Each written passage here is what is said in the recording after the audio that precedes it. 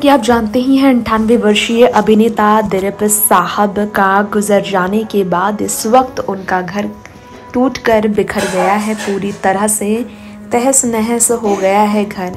घर पूरी तरह से तन्हा हो गया है, क्योंकि उस पूरे घर में दिलीप साहब के साथ अगर कोई दिन रात रहती थी, अगर उस पूरे घर में यादें थी तो सिर्फ दिलीप साहब की, सायरा बानो के साथ। अब सायरा के जीवन जीने का अर्थ जो दिलीप साहब ही थे, उस जीवन जीने का अर्थ वो होने के बाद, दिलीप साहब को होने के बाद सायरा बानो उस घर में अकेली रहेंगी कैसे?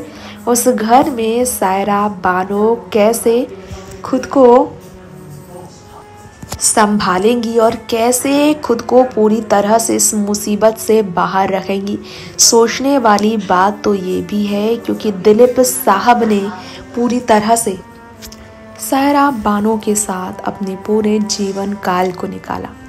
98 की उम्र में लेजेंड दिलीप साहब का गुजर जाना सबसे बड़ा सदमा उनकी पत्नी के लिए है, क्योंकि पत्नी उनकी 1 साल भी नहीं रह पाती थी, दिलीप साहब के बिना 1 सेकंड नहीं रह पाती थी। ज़रा देखिए दिलीप साहब को गले लगाकर आखिरी बार कैसे भावुक हुई थी सायरा बानो।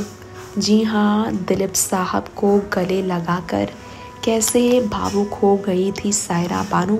कैसे दिलीप साहब ने अपनी बाहों में भरकर सायरा बानो को गले लगाकर खूब प्यार किया था आखिरी बार। ऐसे इनका प्यार भरा रूप सामने आता था, इतना प्यारा इनका रिश्ता था। गले लगाकर दिलीप साहब सायरा को हमेशा दिल खोल कर प्यार देते थे, हमेशा उनका हाथ थाम कर। फिर चाहे कोई पार्टी हो, कोई अवार्ड शो हो, या फिर कोई भी अस्पताल के अंदर के माहौल हो, वार्ड हो, हर जगह पर ये दोनों एक दूसरे के साथ साए की तरह साथ रहते थे। तो ऐसे में एक शख्स का चले जाना अब सायरा बानो की ज़िंदगी में कैसे तबाही मची है, कैसे पूरी ज़िंदगी अब वो कष्ट में ही रहेंगी। सोचने वाली बात तो ये है, क्योंकि दिलीप साहब के गुजर जाने के बाद अगर किसी को निजी क्षति हुई है तो वो है सायरा बानो। एक राज हम आपके बीच खोलना चाहेंगे, दिलीप साहब को टाई बांधना नहीं आता था, सायरा बानो ही थी जो कि दिलीप साहब की टाई तक बांधती थी। सायरा बानो और दिलीप साहब के बीच का ये प्यार बहुत अनोखा था।